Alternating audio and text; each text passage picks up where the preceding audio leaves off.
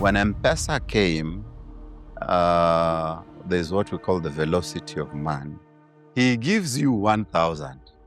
On a bad day, he says, Dr. Kingori, unakaa umeboeka ba. Chukua hii ya Christmas. And then now you, as Dr. Kingori, wants to open a kinyozi.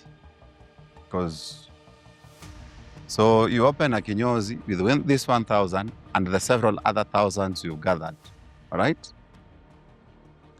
This 1,000 now starts giving you another 2,000 per month, right? There's the same 1,000 that he had. It gave him 4,000, it has given you 2,000. Our guest for this episode is one of the finest economists in the 254 in Kenya, that is the CEO and founder of Elim Capital, Mr. Odhiambo Ramogi. But before tuzame kwa conversation na yeye, I believe, acha niwapatie heads up, kama unapenda to understand how the money system works, if you want to understand the depth of why we complain there is no money, I believe this is the conversation for you. Kabla tuzame ndani, a word from our partners. Hey wadau manze, my friend Hannington aka Mr. Santovas amekuwa akiuza masimu kwa hii town for a bit. A legit phone technician. In fact, you can check out shop yake. Iko pale Jamia Mall, shop number G68. Inaitwa Wizfix. In fact, hata nimeimpatia shout out kwa hii platform before. Sa juzi alikuwa ananipigia story ya when he started his website, alikuwa anaweza pata around 15 calls, na out of the 15, only 2 or 3 zilikuwa zinaweza convert to business. And then you ask yourself, kwani hao watu wengine wanaendanga wapi? Biashara ni conversion manzi. Well, how can those scales be tilted? How can you ensure that more people who express interest kwa biashara yako can be turned into customers? Well, don't I have good news for my friend Hannington and you too, kama hii ni shida umekuwa ukipitia kwa biashara yako. Just get the Odoo Customer Relationship Management app, ama Odoo CRM in short, and you can actually get it for free. I'll tell you how in just a bit. First, allow me to introduce you to a few things the Odoo CRM app can do for your business. The Odoo CRM app will revolutionize how you maximize opportunities with features like tracking leads from the point of interest all the way mpaka kwa conversion. The Odoo CRM app has a solid opportunity pipeline that will help you track an opportunity mpaka from where it came from. Na ikifika ni upande wa float, the Odoo CRM will give you revenue projection ya how much money you will get if you convert all your potential customers. Unaona vile wase wanasemanga kuna deal fulani na ngoja iivane. With the Odoo CRM, mambo ni live. Unaona madeal zikiivana. And here's the crazy part about Odoo in 2026. The latest version ya Odoo inakam na built-in AI agent that acts as your sidekick. Sidekick with a K. Najua vile watu wengine wanafikiria. That acts as your sidekick for your day-to-day tasks as you run your business. This means that you can make prompts right in the app, from drafting a message or an email to a potential customer to getting immediate insights on your business. Unaona vile saa zingine unatokanga kwa app, mbio unaenda kuuliza AI maswali. Well, Odoo sasa iko na AI assistants built right in the app, so prompts zote unafanya ndani ya app. Talk about saving time. This is basically business growth technology of the future, but you can use it in the present. In short, this is a present for your business, and your business needs it like yesterday. Sasa tuanze na how you can get it for free. Very simple. Use the link tumekuwekea kwa description ya hii video and choose the Odoo CRM as your first app on the Odoo platform. Now, what do I mean when I say as your first app? Na pia, what do I mean when I say the Odoo platform? Well, Odoo is exactly that, a platform, but not just any platform. It's a platform built with the modern business owner in mind.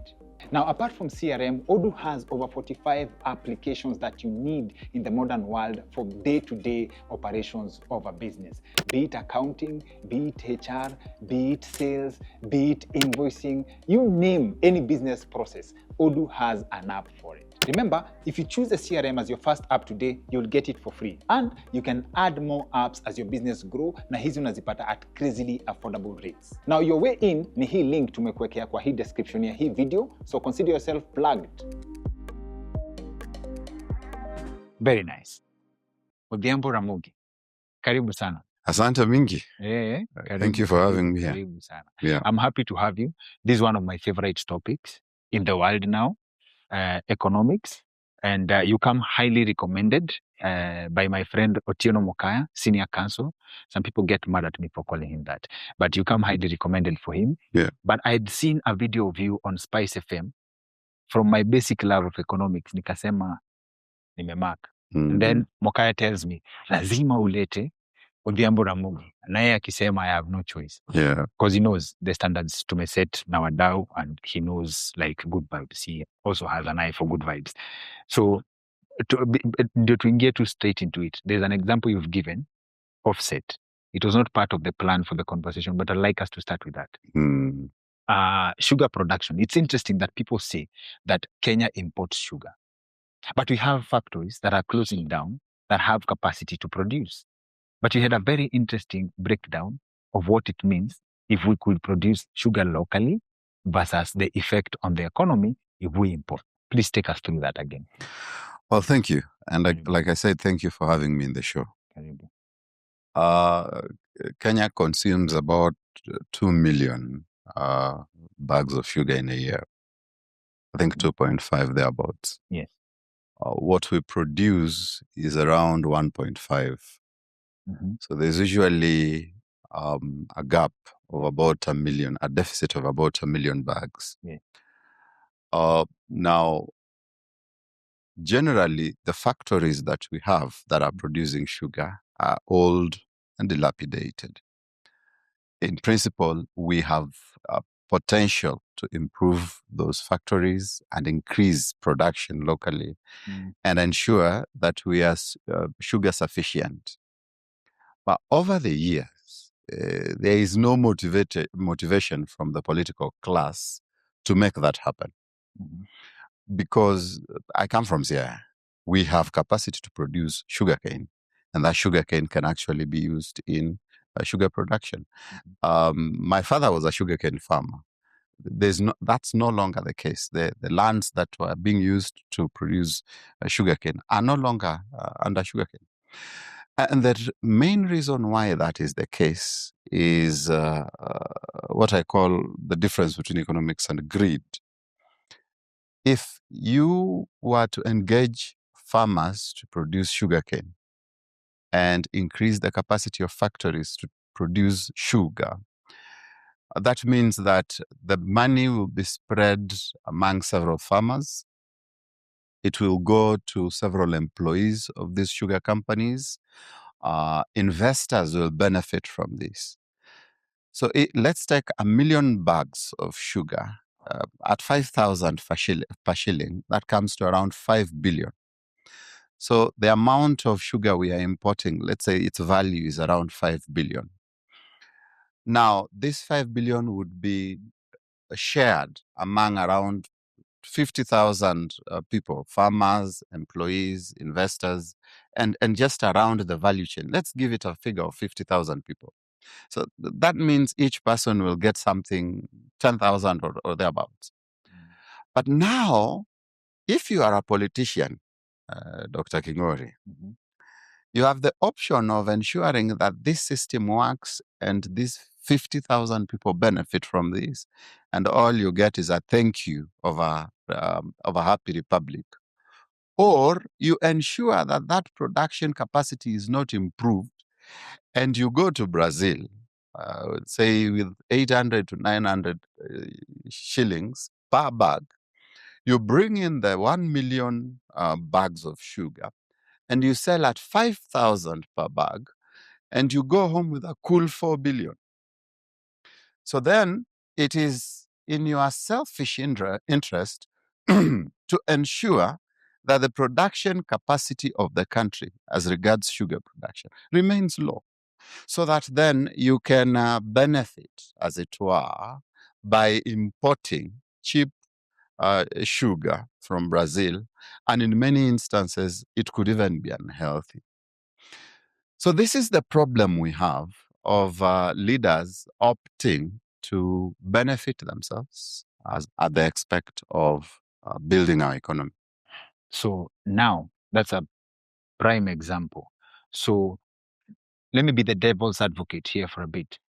As a politician, let's blame the system per se. You have a hook where you can get 4 billion shillings, right?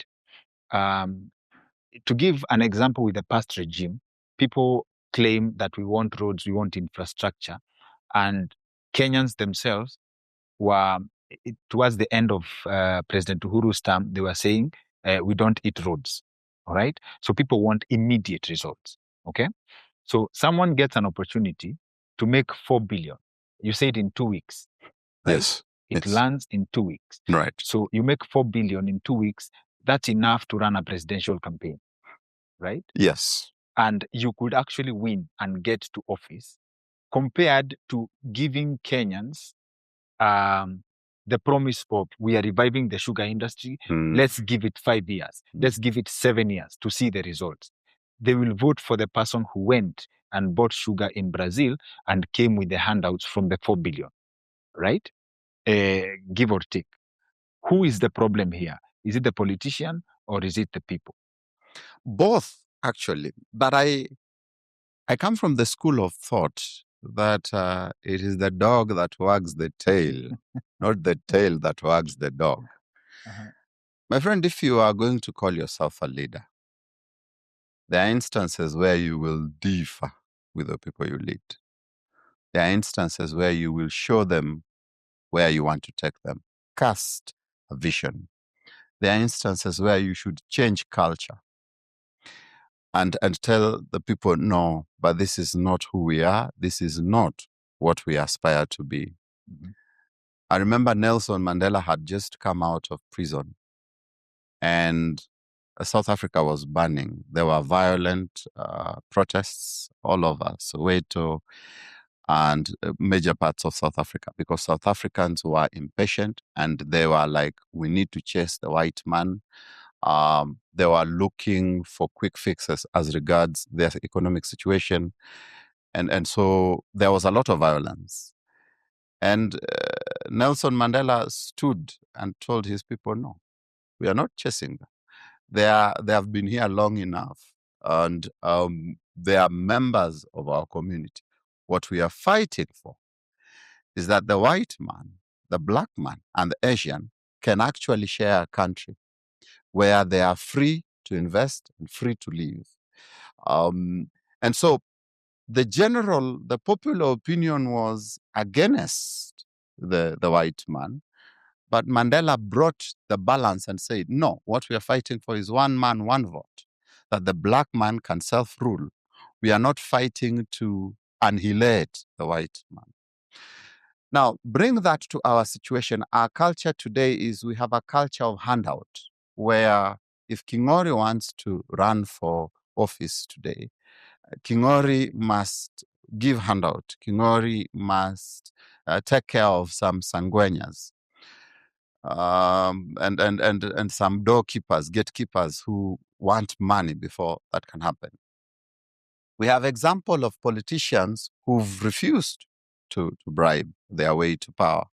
Professor Kivutha Kibwana is one of them, a gubernatorial aspirant who never bribed his way to power. Professor Professor Anyang' Nyong'o in Kisumu, never bribes. He's an economist. So maybe that's why they say economists are stingy, because they will not give you handout. It makes no sense. For a long time, Raila Odinga never bribed voters. Even Emilio Mwai Kibaki never bribed voters. And he's another economist. What I'm trying to allude to is, yes, the people enjoy fast fixes. They want money. They want money now. They probably want money to take care of their stuff in the evening. But these very people are the very people who elected Kivutha Kibwana twice.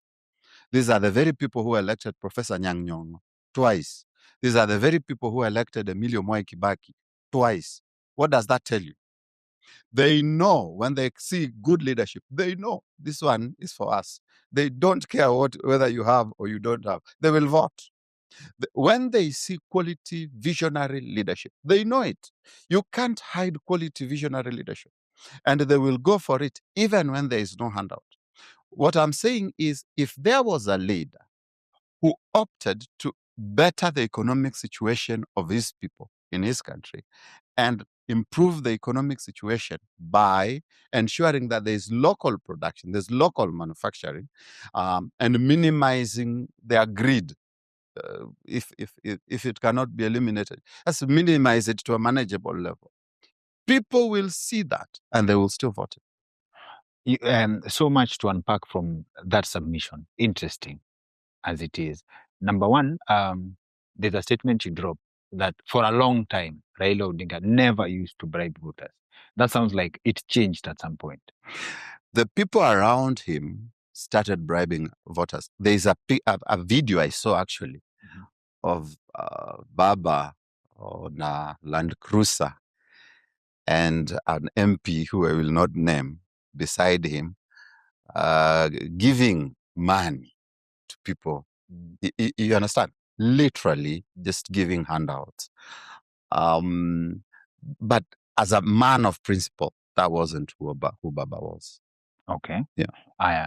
Emilio Mwai Kibaki, he also said that he was voted twice and he did not bribe people.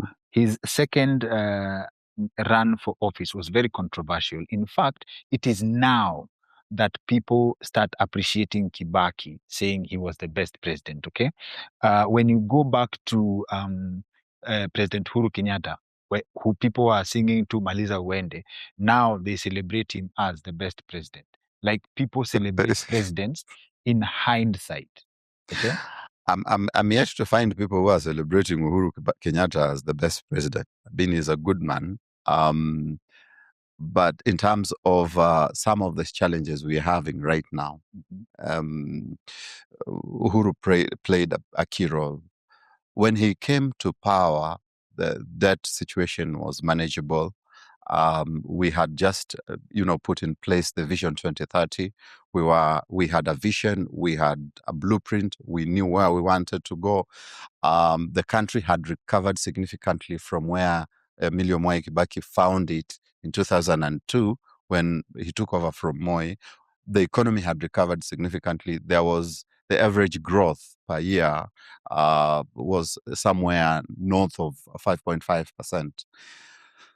And then he comes and he adopts what he calls the accelerated growth. That meant a lot of borrowing. That meant some mega infrastructure projects whose value or whose costs were inflated. That meant we built SGR at over 1 trillion shillings.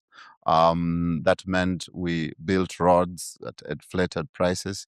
That meant Kibaki started going east in terms of engaging with contractors in China.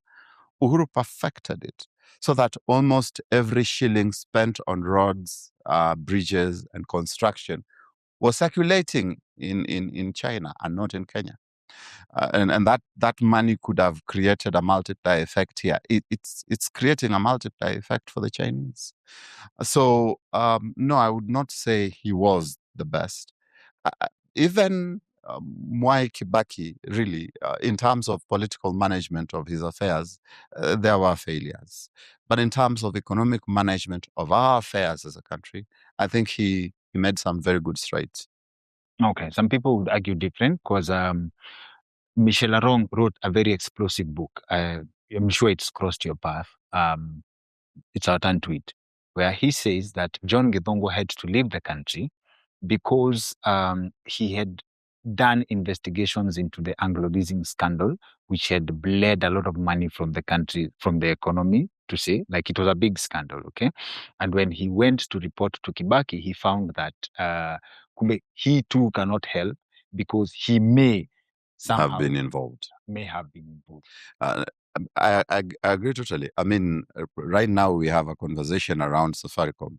There was a ghost investor there called Mobitelea that was given when Safaricom did the IPO. That was given 15% of Safaricom. And we were wondering, who is Mobitelea? By the time you're going to the IPO, they've locked in the government's shares. They've locked in the key investor at that time was Vodafone, I think. They've locked in Mobitelea. And we say, the government of Kenya, we know. Vodafone, we know who is Mobitelea. There was that. There was the Anglo leasing scandal that rocked his administration. I'm not saying that he was the best president. I think that was your phrase. I'm saying he made economic strides. He made significant strides on economic management of the country. Fair point. When you say he introduced facing east and Uhuru Kenyatta perfected it, Mukaya and I were discussing the ramifications of the so-called facing east, or the consequences. And the breakdown of that conversation was, it's always a road deal, however you look at it. And you can also break it down for us in economic terms, because the submission was the government, when the government borrows, and it was interesting to also learn that the so-called aid, we have been helped tumepatiwa pesa, it's not free, save for grants, the structural adjustment thing, we can break that down. But when the government borrows, the guarantee is, let's say, for example, they are borrowing from IMF.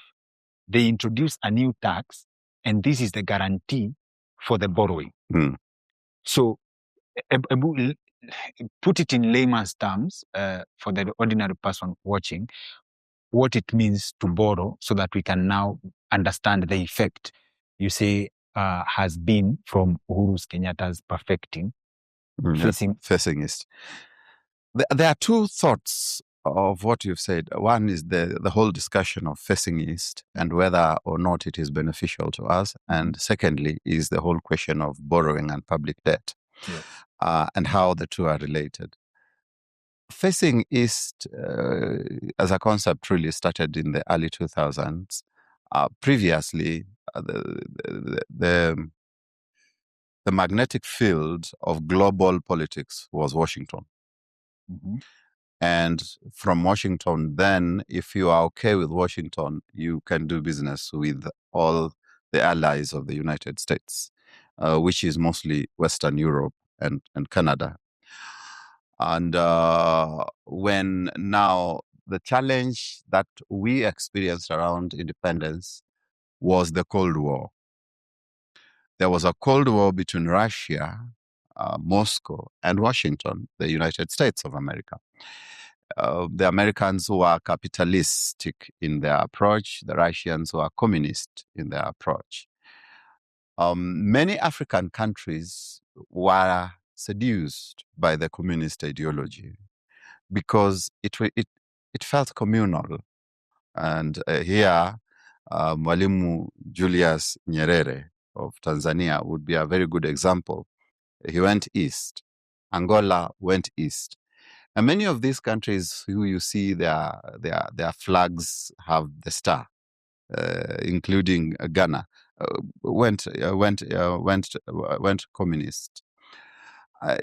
But there are countries that opted to go west, Kenya included. Mzee Jomo Kenyatta was very good friends with the UK administration, and so there was no way he was going to go to Moscow. Ironically, Jaramogi was more aligned towards Moscow, and he was more communistic in his approach. Kenya, Uganda went capitalistic.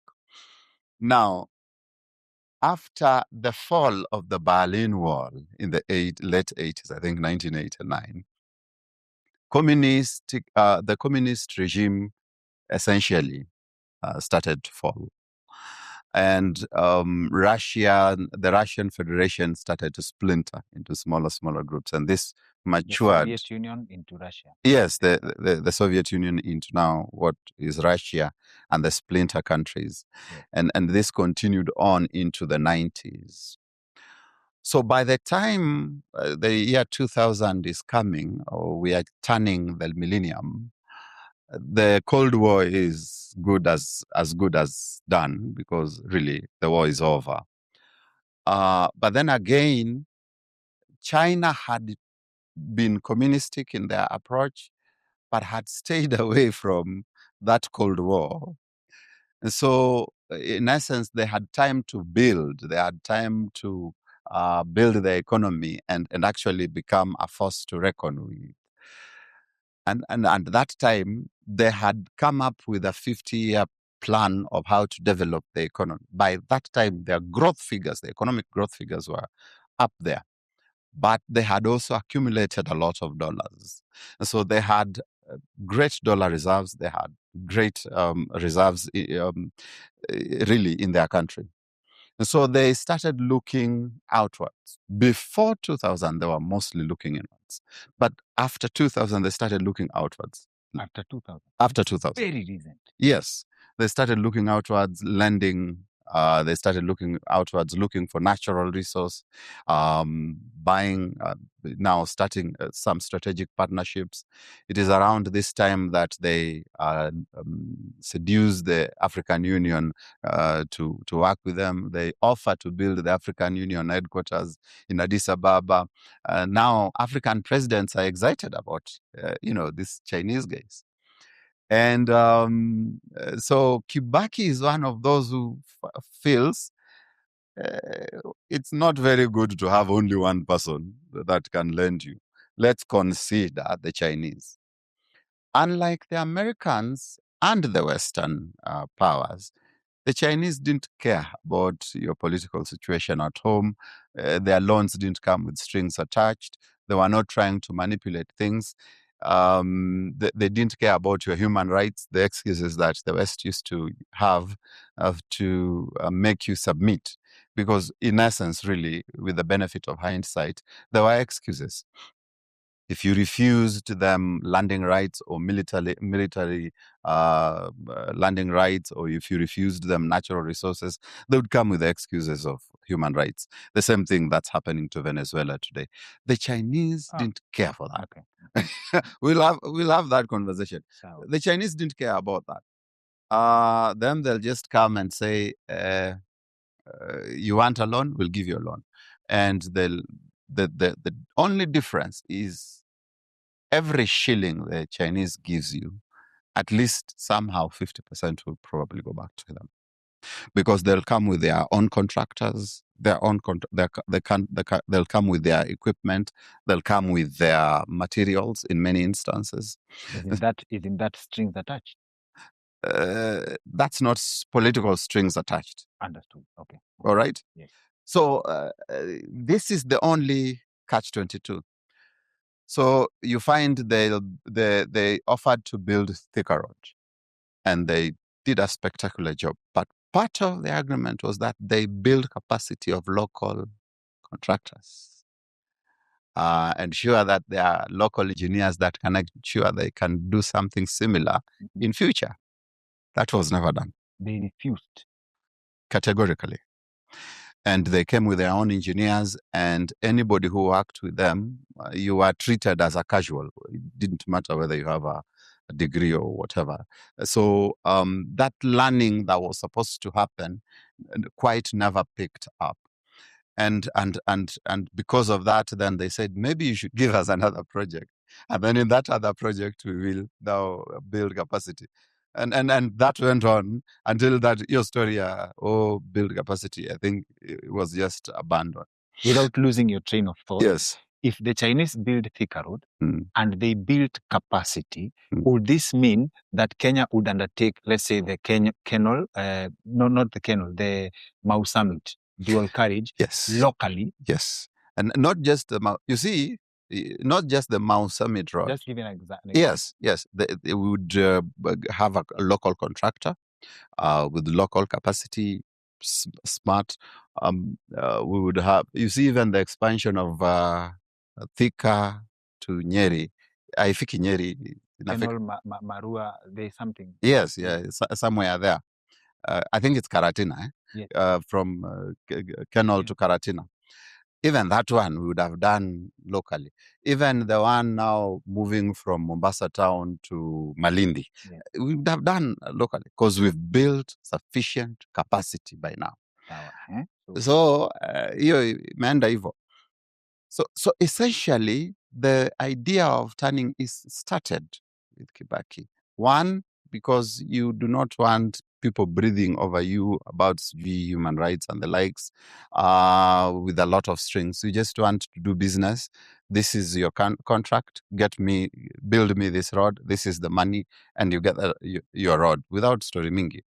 But now when Uhuru came, it was not just the main roads. It was almost everything else.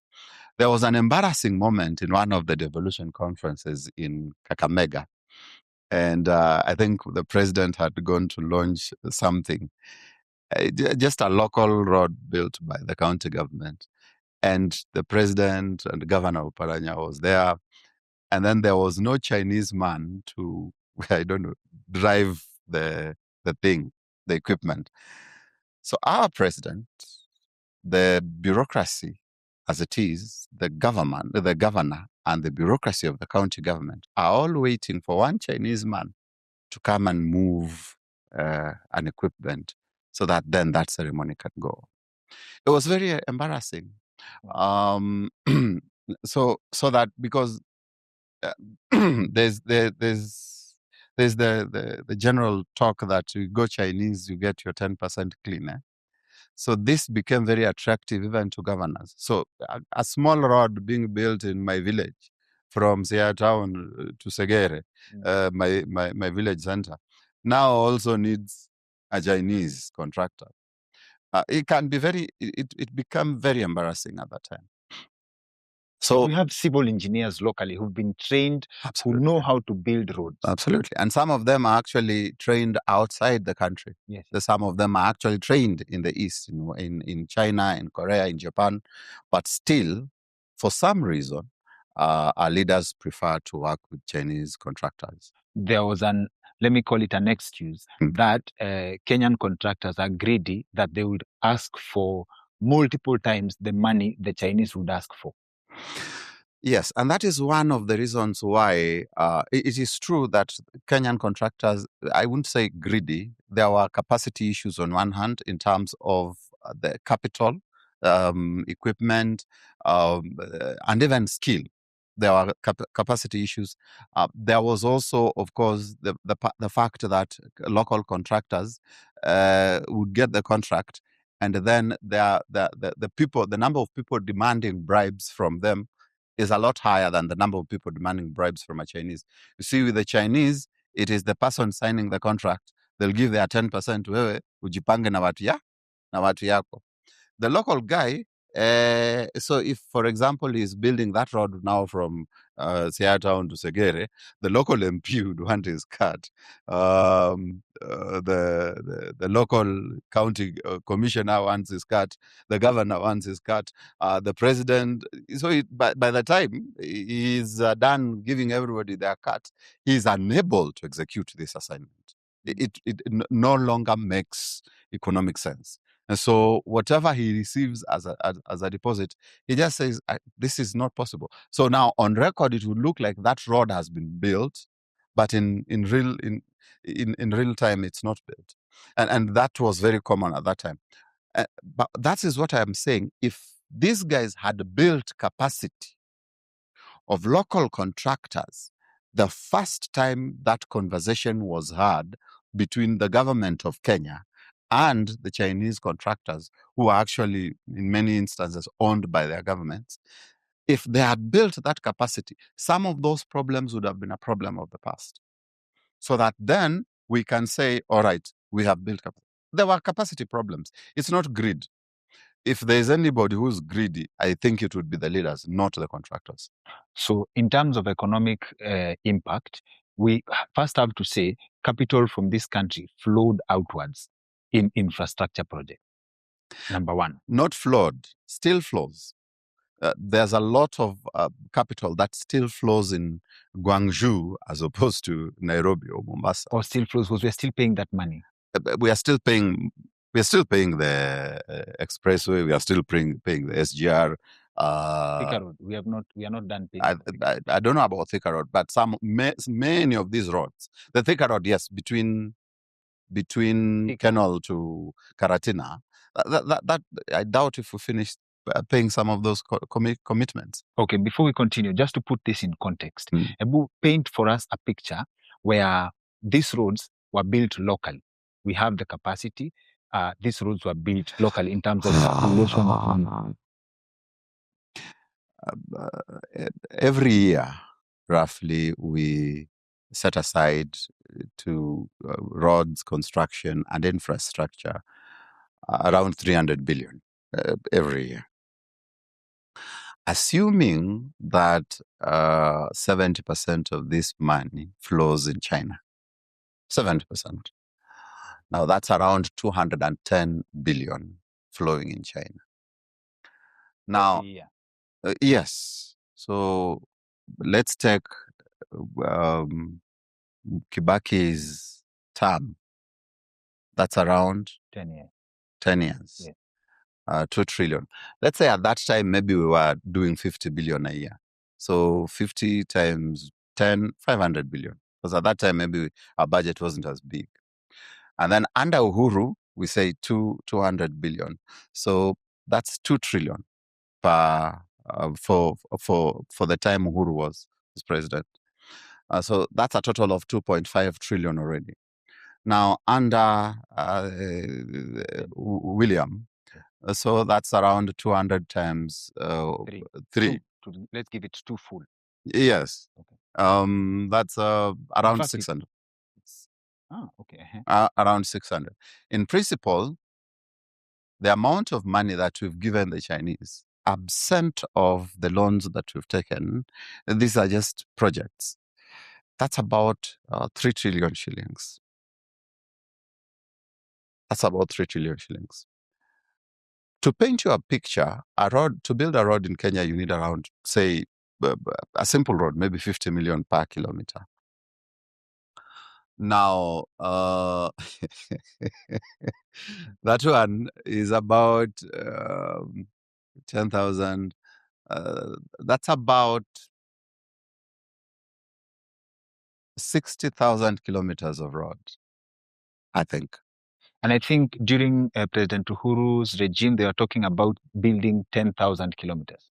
Wewe unasema President Uhuru, tangu independence mpaka saa hii tumekaa hapa na wewe, all the roads that have been tarmacked in the Republic of Kenya is about 16,000. But the money we have paid the Chinese could have built 60,000 kilometers. Kabisa. Ingekuwa lami. Kabisa. Assuming that's the only way we decide to allocate that trillion. Don't get me started on hospitals, because if we say now that's 3 trillion, that's around that could have been that could have been around 300,000 hospitals if we are building at 100 per 100 million per hospital, assuming Kivutha Kibwana's model is anything to go. If we are building a hospital at 1 billion shillings, that would have been 3,000 hospitals. Now, that is only the amount of money that has gone.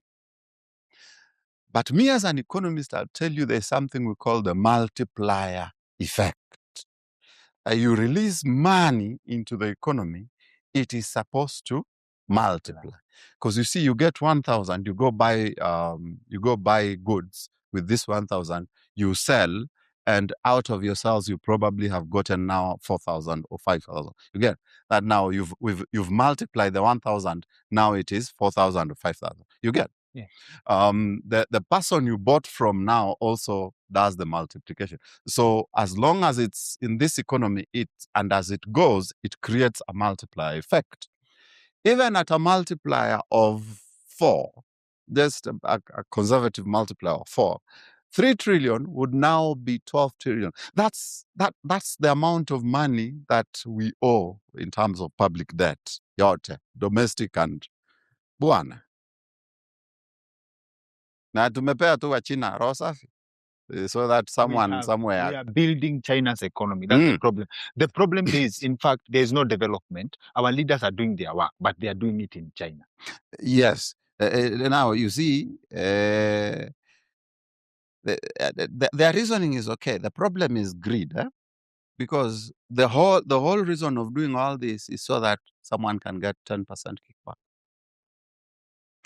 yote is so that someone can get 10% kickback. Alafu your 10%, they stash it in Dubai and Switzerland. You are starting to get it.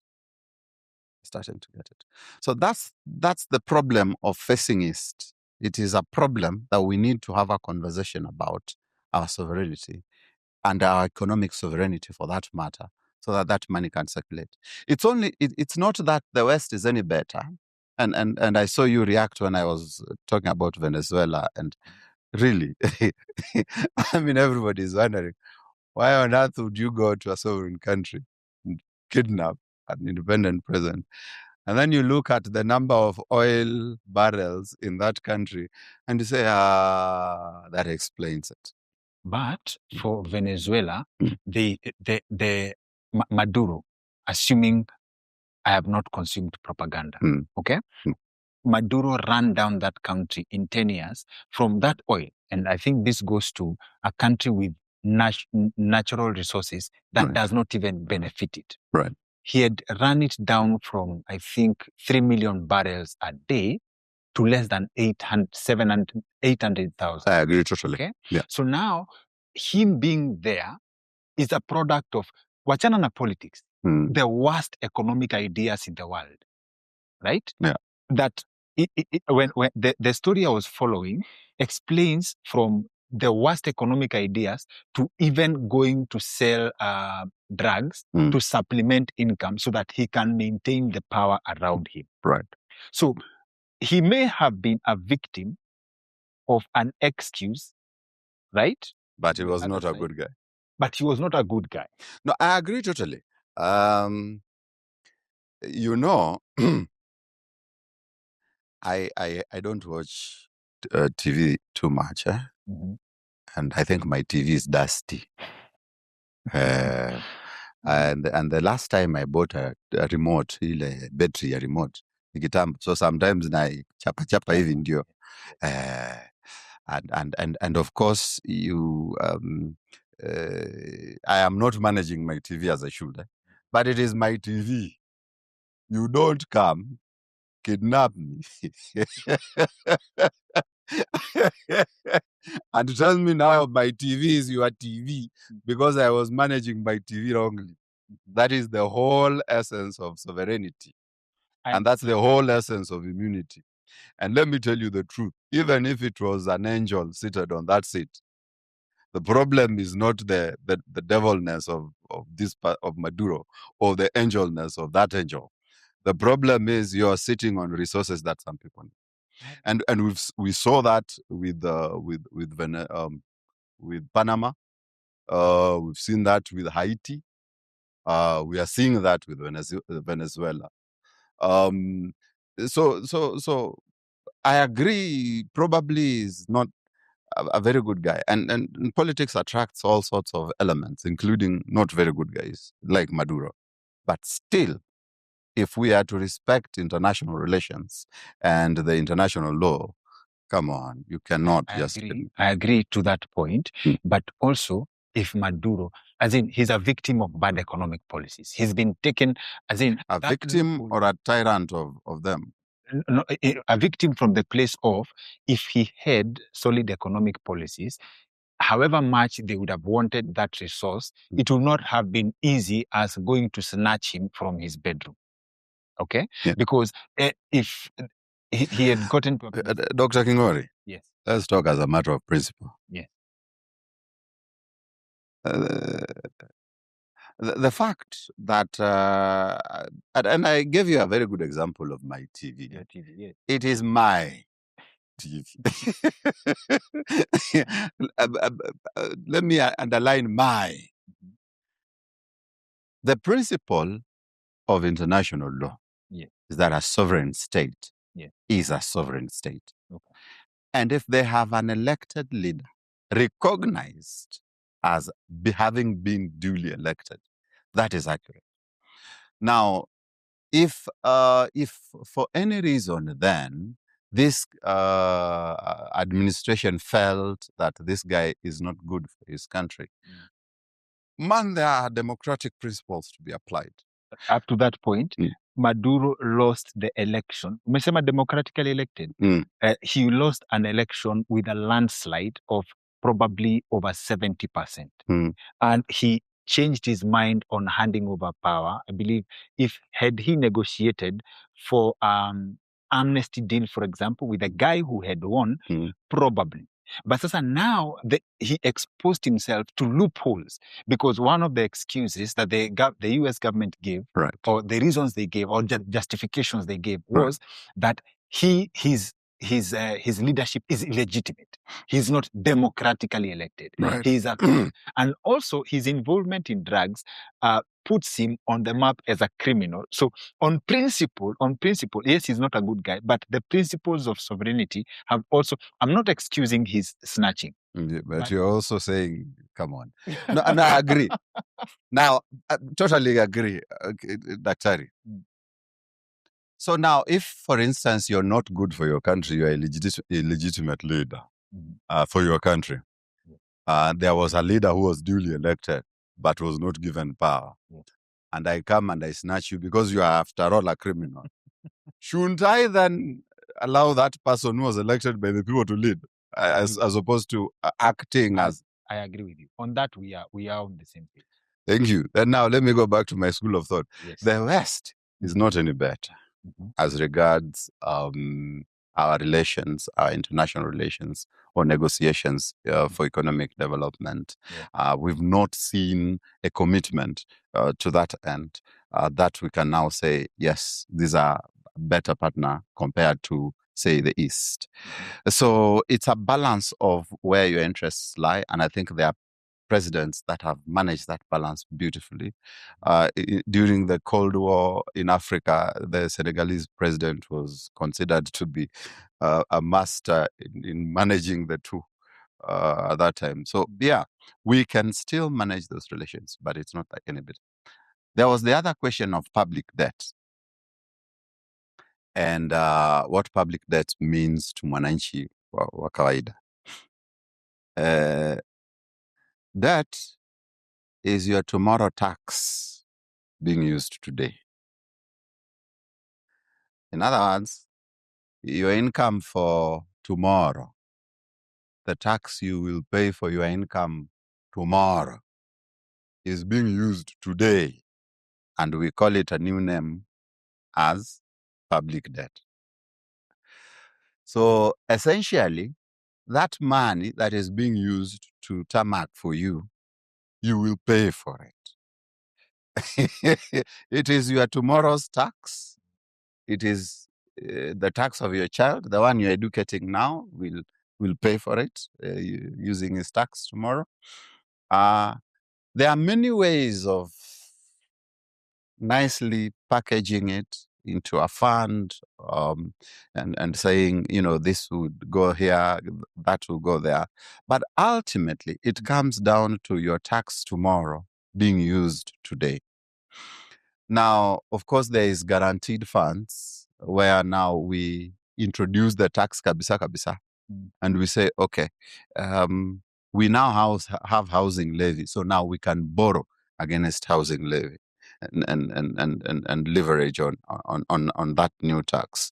But even absent of a new tax, just the existing tax, you can actually still borrow against it and say, okay, the existing tax is about, the tax revenue is about 2.5. Our debt obligation is about 2 trillion. So let's see, we have room for around 500 billion that we can say maybe borrow against. So that's the conversation they have, that this is the revenue, and this is the amount you want, this is the repayment per annum. And yes, we feel that this 500 billion can pay the repayment or not. But essentially, it could be new tax or just your existing taxes, but now they see debt repayment ratio if it is manageable. Okay. Okay, understood. So in terms of borrowing, I'll take you to a very interesting concept and I'll break it down in terms of the practicality. I would like us to go back to multiplier effect, but then first I would like to start with borrowing. I saw a clip of people from my community. I also come from CIM, and I'll break it down in the way I understand. So people from my community believe that it is. How is Dr. Kingori coming from here? It's a very interesting. It's even on our YouTube channel. Okay, I'll go watch that. So now, when people from my community feel, as in they come, they talk about it. People should stop making noise to the new Treasury CS, John Mbadi, because and sasa now the person advised Mbadi to now poke a hole in the granary so that people from my community can also get a chance to be given loans, and then they default, and then the government comes and pays. Okay, because people from central Kenya also got. I'm working on a landmine here. I know. Because people from central Kenya also were given loans when it was their turn to be in the granary, and they defaulted, and the government supported. Yes. So there's this. When I saw that, and I went and looked at the US economy, whereby ambitious businessmen gambled with, let me give an example of the subprime loans of 2007, 2008. Right. And they made mistakes with money from people, but they were so valuable to be let to go under. The government bailed them out. Right.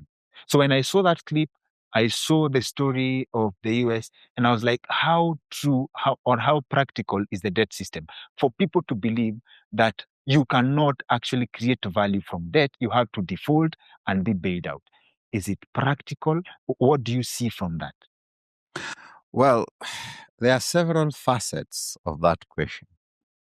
The first one is the whole question of equity. Do the people in Siaya County, for example, feel that the government has acted in equity over the years? Do they feel inclusion? I think that's the right word. Do they feel that there is inclusion in government? There has been inclusion in government over the years. And the second facet is the whole question of government using government resources to lend to the public so that then it can create production and, of course, the multiplier effect. Let me start with the political economy side, which is the whole question of inclusion. I've said this several, but let me say it again. At independence in Siaya, we had cotton farming, simsim farming, rice farming, sugarcane farming. Of course, apart from the cash crop, maize, millet, but we had all these cash crops, pyrethrum as well. And this was Siaya County, at that time Siaya District, Kisumu District, and the whole area around it. In coast, I grew up at the coast, so I have some examples from there and experiences from there. There was cashew nut farming. They even had a cashew nut board. There was coconut farming. It was big. It was huge. There was Bigsa farming. And all this was happening. From these semi-arid areas, there was leather tanning. That was big. And you could do your livestock keeping, and that was that. As the years progressed, of course, Central and Rift Valley had coffee and tea. And this is a landmine, as you put it, but let's try and just address the question. As the years progressed, the nature of agriculture is that it's high risk. There will be bad days, there will be very good days. And bad days came for cotton, and cotton farming died in the whole of Nyanza and Western. Bad days came for simsim. Simsim farming died.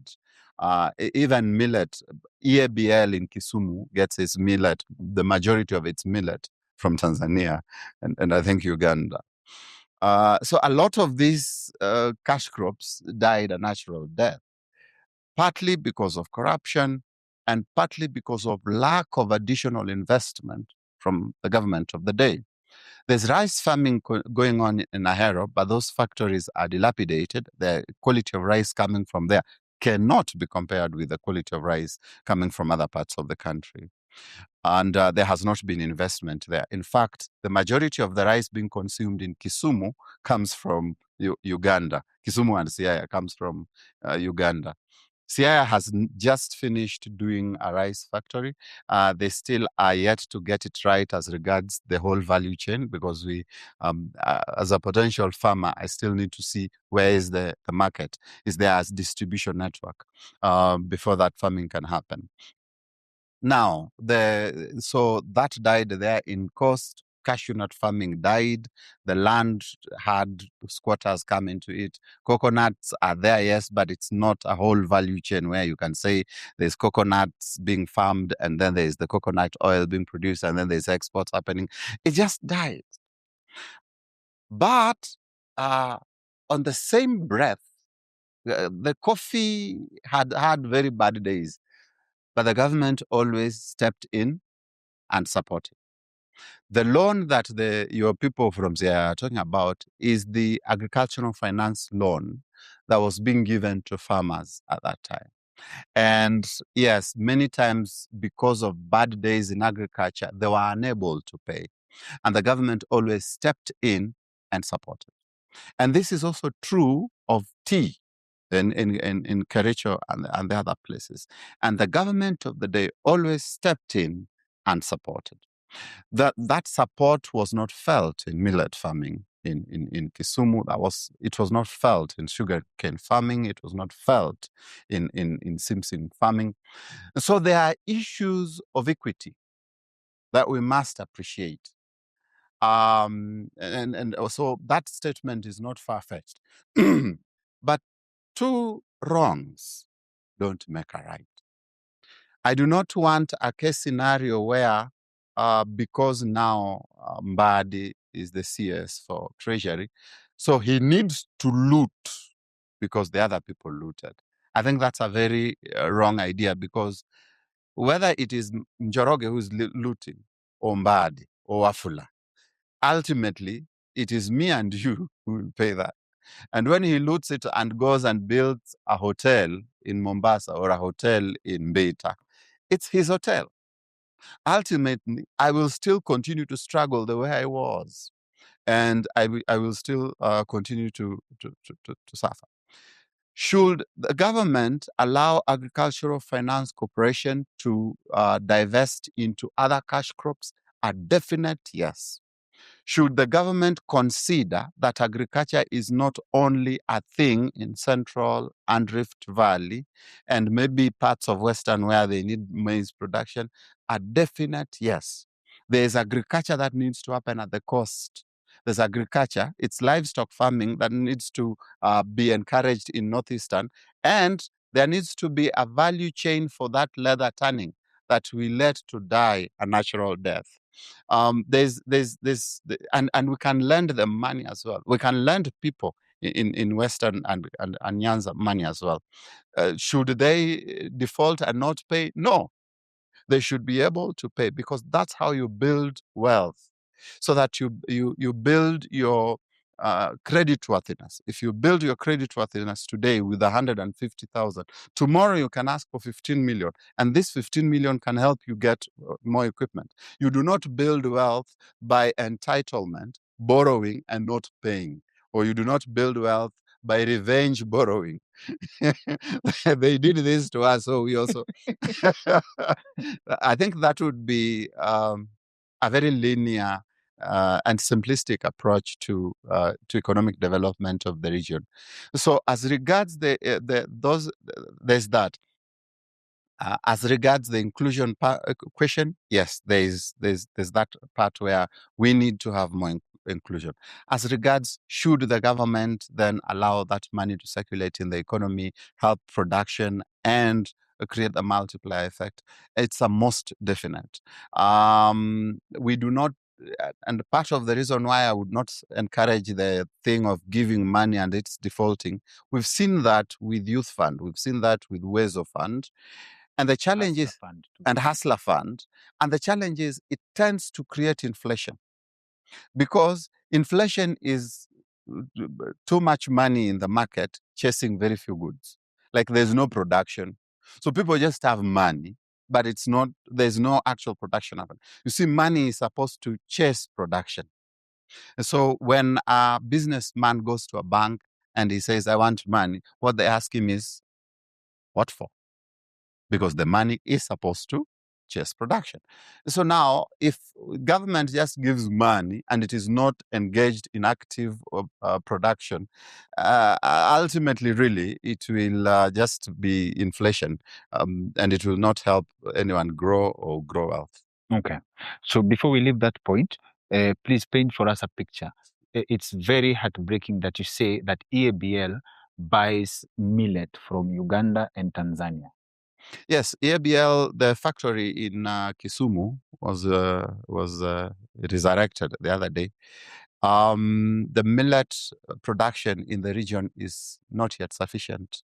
I think they have made calls for farmers to do farming and really supply. They have been very supportive, but still, you find that the production is still not sufficient. So they have Doesn't that look like an opportunity to farm millet, or you don't? Absolutely. Then what do you think stops farmers from that looks like an already existing demand? Correct. It is an already existing demand, and it came during the days of Uhuru, so it's been more than 5 years, as it were.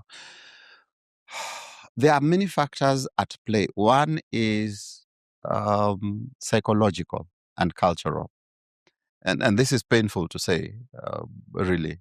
But when people have been in poverty so long, and in a case scenario where they are the victims for so long, even when an opportunity appears, really, it takes a while for them to recognize that this is a good opportunity for me to capture. There's that. There's the other part of lack of capacity in terms of maybe capital. You still need capital to do this kind of farming. And so, if, for instance, you've not created a very good rapport with a bank, a very good credit history, for you to be able to go to a bank and say, I want this money for this project, banks will still look at you funnily. So that then there's an opportunity, but you really cannot access it because your hands are empty. And I think that's where now the Agricultural Finance Corporation would come in handy. But the third problem that I have also observed is, and it's not just EABL, there are some projects that the World Bank have done in Siaya County, some small factories here and there, including actually the value chain in Usonga, where now they are celebrating the rice factory. They have come up with some very good irrigation farming. But I would call it the disconnect. Like, people don't know these opportunities exist. Okay. So that politicians would rather come to a funeral and talk about the next election without saying there's this opportunity. Can we find ways of leaders, local leaders, the chiefs, would rather come and talk about security issues, but the economic empowerment aspect is not on the table of discussion, so that I have not seen mobilization. Because if there was some good mobilization, then someone would call you from Siaya and tell you, Bwana, this is happening. Are you able to mobilize a few things? You send us this capital. Biashara ikiendelea tutakurudishia, or something like that. As opposed to, there's a need, there's a funeral, there's a sickness. Yeah, so I'd say those three problems have contributed to us not taking advantage of the opportunities available. Let me give you an example. That millet opportunity sounds like good vibes for me. Yeah. What's the practicality of a group of 50 youth, Right. okay, who can have access to 50 acres Right. of land, and they decide to do 50 Millet. acres of millet. Right. How would this change their lives? Because there's the power of numbers. How would this change their lives for if EABL would get access to a supply of 50 acres of millet of good quality Right. from near where they buy? It would be amazing. It would be amazing because that would mean then that you've empowered these people in a way that they have an economic activity running. And the beauty of farming is you don't have to be there 24 hours. Like if you opened a media station, someone has to be there 24 hours. But not millet. Millet, you can do the farming, and then after that, you just chase birds, and then you come back, you remove the weeds. Yeah. So the amount of input compared to the output really do not compare. It would be a great opportunity for them because if they manage the money that they get out of it properly, that means they now have capital. They have opportunity to use this capital to change their lives significantly. And that is the kind of mobilization that I was hoping we could see more of when the EABL came back to Kisumu. Sadly, what breaks my heart about the community I come from is Mzee Jaramogi Oginga Odinga writes about sharing these ideas or such ideas with people from Nyanza region when he was starting there's a tunnel. Luo Thrift or something. Yes, Luo Thrift something. And it was funny that this book is published in 1969. Yes. But the description of the people from my community is the same Today. in 1969 as it is today. Right. So the same problems he faced then are the same problems you would face today.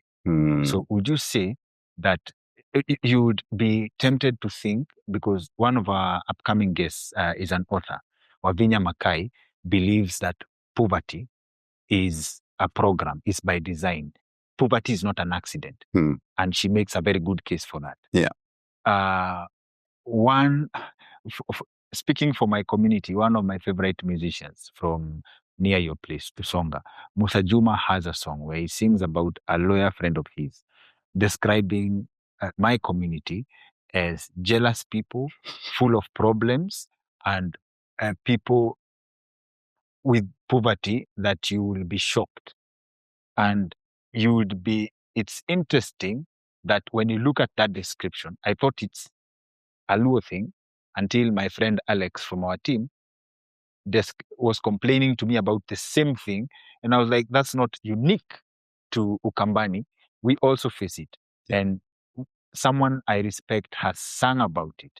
So this begs the question, is it that poverty as a concept is there to stay, just that sometimes we imagine that we have a responsibility to solve it? So you see the problem of communal poverty, if I can call it that. The problem of communal poverty is it's not in the control of one individual. You see, my poverty, if it was mine, I am in control of it. There are things I need to do to ensure that I get out of it or run out of it. There are ideas I can come up with. When it's communal, one, there are several factors that need to be at play. One, of course, is leadership. You need to have a leadership that is committed, that is visionary enough to recognize that this is the problem at hand. That has not been the case. We have seen some leaders that are quite disconnected to the reality of where we want to go to. And there will be just politics of the day of who's died, who's bad, who's supporting Baba and who's not supporting Baba. So I think on that one, we have not done very well. But I started this conversation with telling you that a leader can change a culture.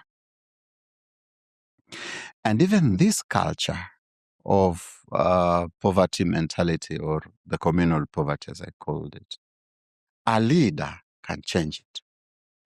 One of the things that I have observed in other places is a scenario where,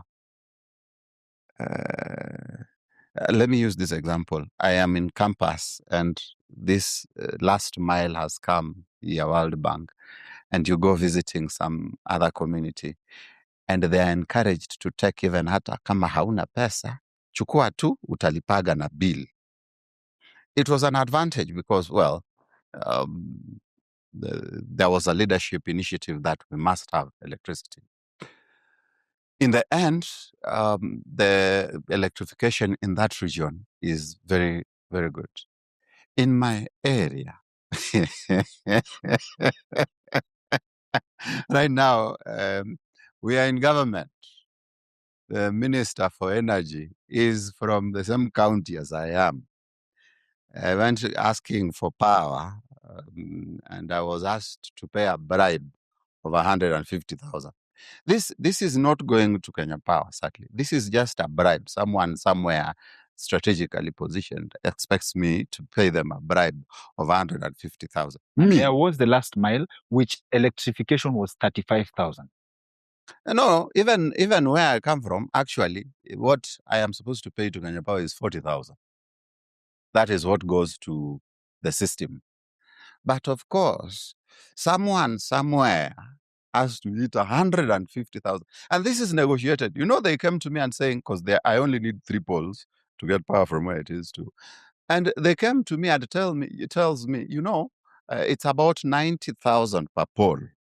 Hii unatupea sisi, alafu sasa ile 40 So that was 210. So katika ile kuongea, it came to 150,000. I am not paid until today. I said I'd rather use solar. And this is me having this struggle. Sembuse, a widow that has children that go to school, that would love to have electricity back in the village, how much would she struggle to get that same electricity?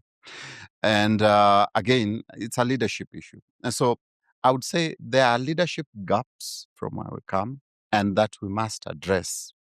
We cannot continue with business as usual. Ati tumeachwa kwa serikali, so we just sing songs of government. No.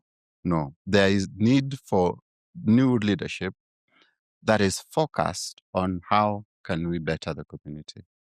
I cannot over totality blame the people, because if we had quality, the whole point of a community educating their child to go to school is there are things he's going to learn so that the community can be better. Now, if the child has been educated to go to school and only comes back to ask for bribes, surely. I'm sorry about that experience. My experience was different. In the same Kenya Power office. They didn't ask for anything. It was done. I'm surprised kama it's the same office you went to. Thank you. Solid submission. Multiplier effect. Right? The example you gave was when you give someone 1,000 for a service or a product. Yes. They will go out there and multiply it, say, 4 times. Right. It becomes the value they've created is 4,000. Yes. Okay? Yes. This goes to circulation of money. Right. The supply of money is limited. It is scarce as a tool. Yes. Please break down circulation of money and the multiplier effect and how value is created. So, money is an idea. True. The Central Bank of Kenya is given the power to print money, both the paper money and the coin money. This money is supposed to circulate in the economy so that you exchange value against this currency called the Kenya shilling. So one of the assignments they have is that money should circulate as much as possible in the Republic of Kenya and ensure that the economy runs faster. When M-Pesa came, there's what we call the velocity of money. The velocity of money essentially is how fast money moves, say, from Nairobi to Mandera. So initially, the velocity of the money was very slow, again, because if I wanted to send money to Mandera, I would go withdraw it and then entrust a driver, a truck driver who is probably taking UHT milk to Mandera to take that money for me. It would take 2 days on the way. And when he arrives, he can opt to give it. Discretion. Discretion. Yes. Or not give it. Or say somewhere along the line was attacked by bandits. If he doesn't give it, I repeat that same thing several days later and until that money. Which means that's value lost, and whatever the urgency is not met. Yes. After M-Pesa came, because we were generally not a credit card, even today we are generally not a credit card community. We do not like credit cards. We like to spend what we have. After M-Pesa came, the velocity of money increased. If I want to send money to Mandera right now, it can get there in the next 2 or 3 seconds. And then it starts to move within Mandera. In other words, money now is circulating a lot faster. The moment the faster it circulates, the higher the multiplier effect. Because as it circulates faster, then it can multiply a lot faster. Because, for example, if this 2,000 I'm sending to Mandera got there after 2 days, it means it can only be engaged in productive activity after 2 days. Yeah. And even after that, if it needs to move by hand, and Mandera County is big, then before it reaches the other outskirts of Mandera County, then it becomes very long process. So the multiplier effect is slower. Now it's a lot faster. So what happens is you take the money to the market. It is used for productive activity, and then inazalisha pesa ingine, and that is what we call the multiplier effect. Okay. Generally, poor people and the middle class are the ones who create that multiplier effect.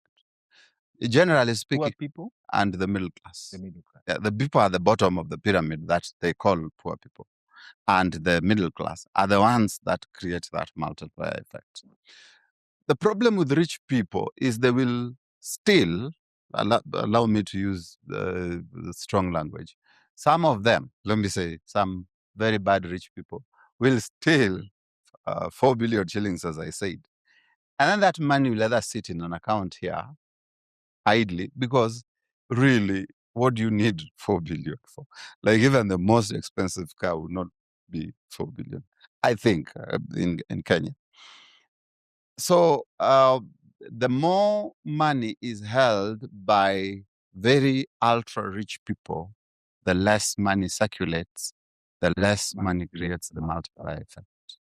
The more money is held by the poor people and the middle class, the more money circulates, the more money economy grows. Yes. So now, please delink to us the zero-sum game from this. I have to lose for you to gain, right? The multiplier effect is, if I give you 1,000, Bob, right? Are you making 4,000 from this same 1,000 shillings, or it empowers you to create value that brings 4,000? It empowers you to create value that brings you the other 4,000. But you see, I heard you say you have a colleague called Alex. Yes. So Alex gets 1,000 shillings. All right? But Alex is a sukuma wiki farmer. So he adds this 1,000 to the other several thousands he has, the farm's sukuma wiki. And then out comes from the 1,000 he gets another 4,000. He gives you 1,000. On a bad day, he says, Dr. Kingori, unakaa umeboeka bwana. Chukua hii ya Christmas. And then now you, as Dr. Kingori, wants to open a kinyozi. So you open a kinyozi with this 1,000 and the several other thousands you've gathered. All right? This 1,000 now starts giving you another 2,000 per month. Right? There's the same 1,000 that he had. It gave him 4,000. It has given you 2,000. And then you meet me somewhere and you tell me, do for me a research. And you give me this 1,000 because you say, after all, you are my brother. Hii ni kusema tu asante. And I agree. And I take this money and I combine it with others and I do the research.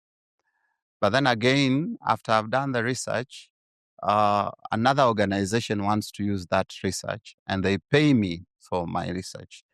And your 1,000 has given birth to another 5,000. That is what circulation of money looks like. That is what multiplier effect looks like.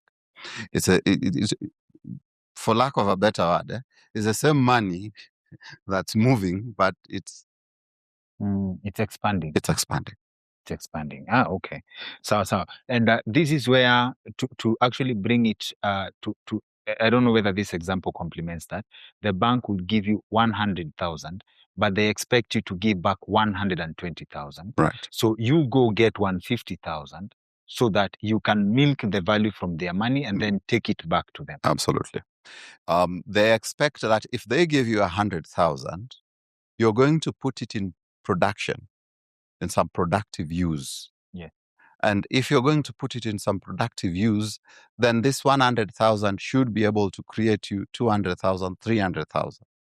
So by the time they're asking you for 20,000 more, they feel it's fair because, after all, you've made more than that. Okay. So that's the whole point of how money moves in the economy. Okay. So there's a concept called economic sabotage. Right. I have not delved into that. This is my own critical thinking of what economic sabotage is. Yeah. We talk of when we leave this country, as in when you step outside Kenya, word is that the Black community at some point in America had some of the richest individuals. They had a system that worked for them. And then that's where some people say they had things like Jim Crow laws. They had ideas that would suppress their economic prowess. In fact, there was a town, I forget the name, that was burnt down because of how financially free people were becoming and Right. economic success they were experiencing. Right. All right. Come back to Kenya recently, and I think it's Wavinya Makai who mentioned, if I'm not wrong, in a phone conversation, that there are countries that grow mangoes and you would think they would be able to provide value addition to the mangoes, make juice out of those mangoes, and then sell juice to get proper value from that money. But it's not possible because apparently some of the money we are given as aid comes with terms and conditions of what you can or should not do. When we go back to, I believe, the 70s, 80s, when aid starts flowing to Africa, there is something called structural adjustment, I Right. believe, that people were given loans and instead, and there were terms that we were not able to pay back. But on the verge of defaulting, they gave more money. And this money is not being given for anything productive, but it's like you borrow 1,000 shillings from me, and then when you are unable to pay, I give you 2,000 so that you pay me back the 1,000 you borrowed, but then we spread the other 2,000 so that you can pay me slowly. Yeah. Right? Does that fall in the category of economic sabotage? Yes and no. Some of the points you've shared align with what we've read in the Confessions of an Economic Hitman. John Clason. Yes, I think I hope you've read it. Yes. It's a good read. Yes. And he says, generally, John Perkins. Yeah. Yes. Generally, the West is an empire, and they would come into a country and decide our interest is here, and they would go for it. If you have natural resources, well, you're blessed, but you're also cursed. They would want that natural resource. And if the leader of that country behaves in a way that he's not willing to sign off the extraction of that natural resource, they would get rid of him and supplant him or get another leader. Now, so we've seen that that is really economic sabotage. And when you do not have a natural resource, your people are the resource. You are the resource. In other words, the work you do, the income you get, they will want that income in form of tax, high taxes that end up being committed to some debt that you cannot explain how that debt has been used. You cannot explain even if that debt made it to your country, which is the example of what we saw with Eurobond. We are not sure whether Eurobond made it here. And if it did, we cannot even explain what Eurobond was able to do. And so that economic hitmanship is a reality of our lifetime. And we've seen a lot of sabotage in that. Now, when it comes to our own development, there are funds, yes, that the West or any other partner that we are working with will say, no, we do not want you to use this fund for this purpose. For example, right now, if you are to get money from USAID, as Dr. Kingori, one of the things that they will tell you is they're uncomfortable with you using Chinese technology in your shop. And it's a reality. It's not sabotage. It's their economic interests. They are advancing their economic interests. That we're in competition with these guys. It's unfortunate that you take our money and use their technology. That would be quite unfortunate. Please use our money either on our own technology or your own technology localized within your country.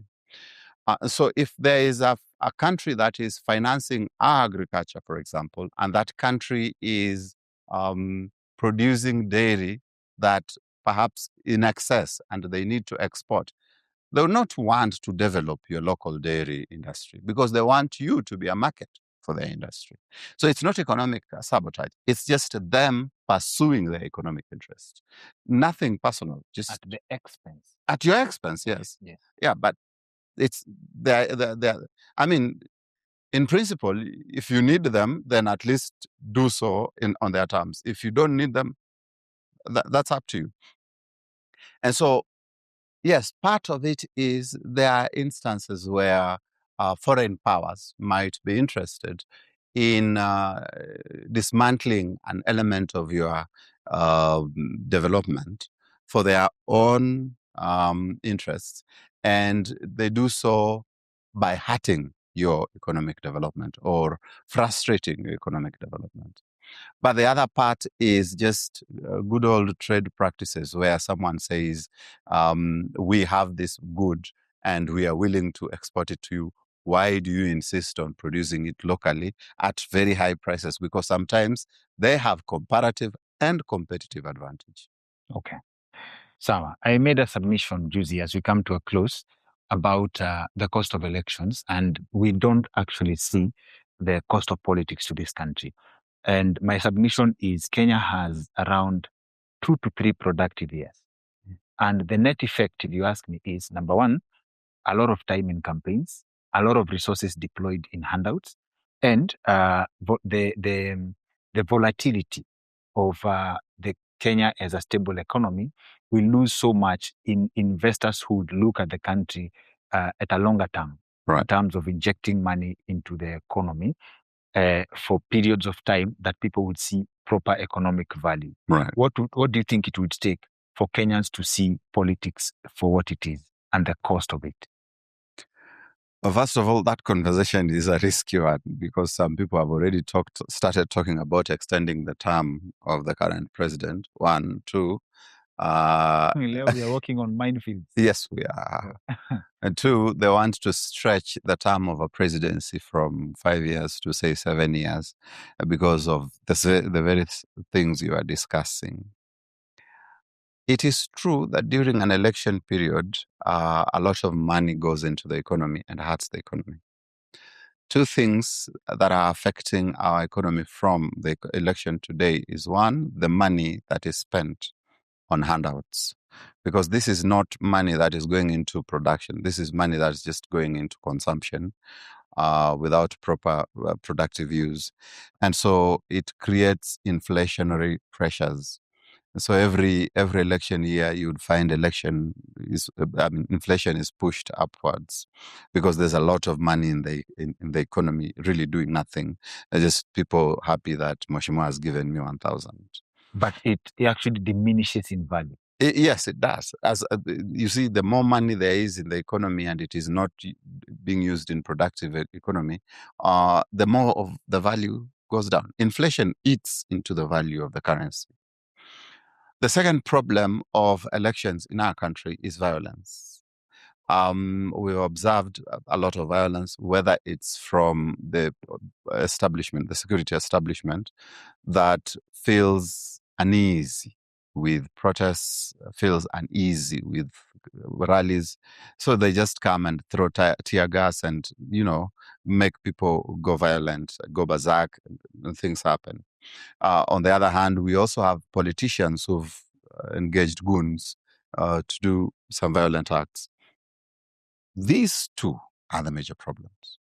The problem is not the term of the president. The problem is these two.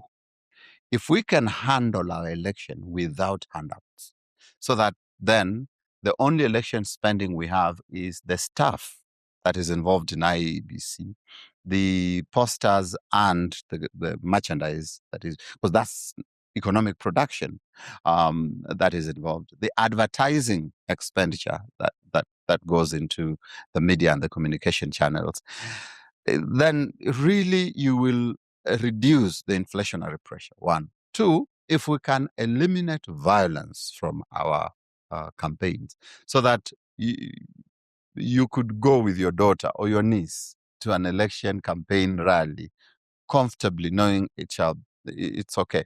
You help them to appreciate what politics look like from a young age. I mean, if that day can come where you'll be comfortable, not going alone, but going with your small 5-year-old daughter to an election campaign, I think that is the day we will say that, yes, we've really made progress as regards our democracy maturing into proper elections. So for me, it's not so much about the election cycles, because even if it's 7 years, still, these things will slow us down. But let me finish that conversation with the reality on the ground. The reality on the ground is the African economies generally have grown immune to political risks. So that you find in the last 2 or 3 elections, the stock market has shrugged off the election. Like we are having an election, it's heated, the conversation is awesome. The stock market is doing as it would in any other year. We've seen this I think I saw this in 2017, I saw this in 2013, I saw this in 2022. And we've seen this across in many other countries in Africa. That tells you that investors have come to appreciate the fact that your democracy is different, but there is stability. And so as long as that stability is there, investment will still come. So the excuse, for example, that this administration is trying to peddle, that they are trying to ensure that investors are happy. So give investors, say, 7 years and not the 5-year cycle. It's neither here nor there. Now, I have a different idea of stability. Hmm. The idea of every regime coming up with their own ideas, I feel like it costs more than it adds value. Right. I subscribe to the concept of Vision 2030. Hmm. This is the compass where the country is going. Whoever comes, you're taking it from point A to point B. Right. No new ideas. Right. Would that qualify as a concept? It does, really. The Vision 2030 is broken into 6 medium-term plans, MTPs. Mhm. So there's MTP1. There's MTP1 is, I think, when Kibaki's last term, the second term. MTP2 is Uhuru's first term. MTP3 is Uhuru's second term. We are now MTP4, which is the bottom-up economic agenda, while the overall overarching theme is the bottom-up economic agenda. You will find that some of the focus areas that are being highlighted were still from the Vision 2030. So that even the housing thing, even the health, universal health coverage thing, these are all as ideas from the Vision 2030. So what happens is there are ideas that a particular leader comes with. In fact, the overarching theme of that 5-year administration is the leaders. But there are elements of the Vision 2030 that must still be prioritized within that 5-year term. So that has been the practice. The problem, however, is even when it is prioritized, the way it is implemented, the way it is written and the way it is implemented, totally different. It can be frustrating. But yes, that's how it should be. And yes, different ideas coming every 5 years would derail us. Okay. So thank you for the good vibes. Asante sana. And sasa, as we come to a close, maybe a word to our viewers, your personal views, what you think of our economic situation, what the individual Kenyan and our viewer who watches. I don't know. I know for this one I'm biased because I love economic ideas with bias, Anna. And I trust that our audience, the algorithm has suggested this to progressive individuals who love ideas too. But in terms of individual responsibility, right? What do you think, in your independent opinion, what the person watching can do as individual responsibility to improve our overall economic situation? Economic growth emanates from 2 things. This is simplistic, very redacted, but allow me to do this in a simplistic way. 2 things. From your business education, you will remember the 4 factors of production: capital, labor, entrepreneurship, and land. Of course, later on, they added technology. These 5 can actually be reducted into just the 2, capital and labor.